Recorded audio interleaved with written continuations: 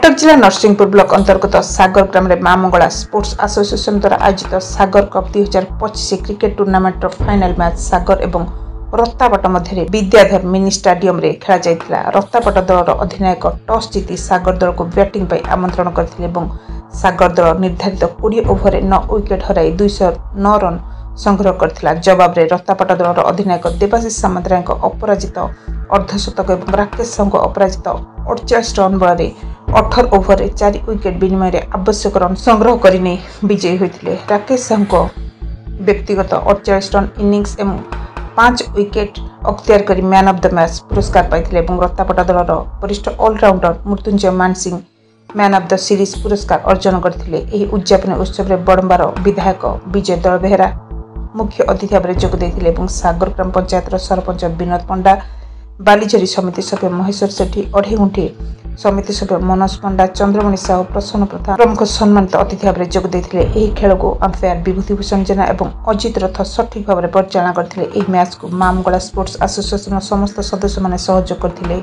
Narsinghpur Ganesh Sahu, Odisha mobile TV.